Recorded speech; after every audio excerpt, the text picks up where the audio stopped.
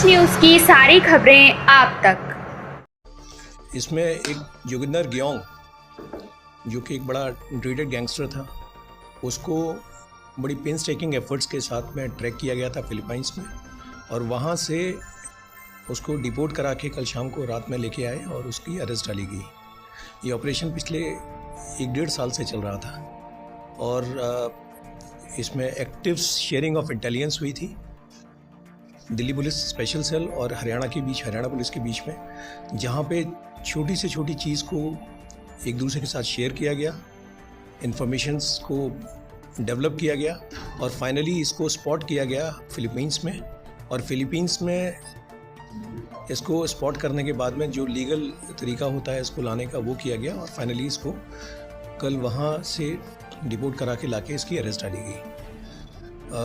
Joginder गियोंग important इसीलिए है क्योंकि आप लोग जो जानते हैं पुराने गैंगस्टर टेररिस्ट नेटवर्क्स के बारे में, तो आपको अंदाज़ होगा कि पता होगा आपको कि गुरलाल बरार का एक मर्डर हुआ था। ये अक्टूबर 2020 में हुआ था। तो इसके मर्डर में जो शूटर्स थे, इनके पीछे सुखदुनी के और लकी पटियाल का हाथ था। इसमें भी इंटेलिजेंस लेवल पे एक्टिव पार्टिसिपेशन देखा गया था कौशल चौधरी का। उसके बाद में अगस्त 2021 में एक मर्डर हुआ था विकी मिदुखेड़ा का पंजाब में। इसमें लकी पटियाल जो है वो इसको पीछे से करवा रहा था और जो शूटर्स प्रोवाइड थे, जो शूटर्स जिन्होंने पार्टिसिपेट किया था, जिसमें अनिल लट, सज्जन भूलू, ये कौशल चौधरी, अमित डागर इनके साथी थे। साथ में एक सनी लेफ्टी जो भूपी राणा का था, ये ग्रुप इन्वॉल्व था जिन्होंने शूटर्स दिए थे।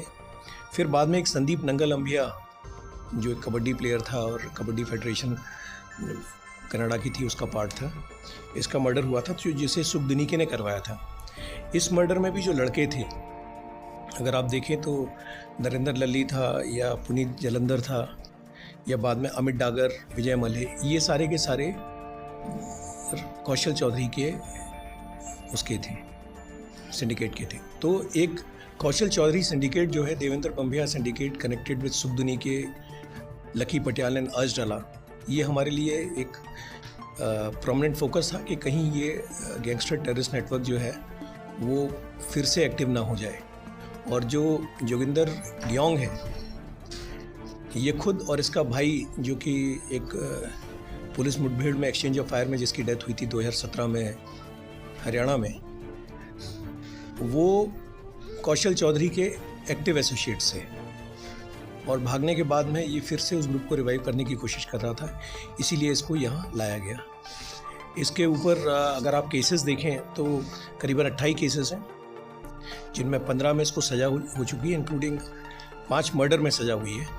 2018 में ये जब इसके भाई का डेथ हुई एक्सचेंज ऑफ फायर में, तो उसके बाद ये नेपाल भाग गया जेल से निकल के आने के बाद में, और नेपाल में इसने शादी की और 2020 में ये फिलीपाइंस निकल गया, जहाँ पे ये जिसको हमने स्पॉट करके जुलाई से डिटेन करवा रखा था।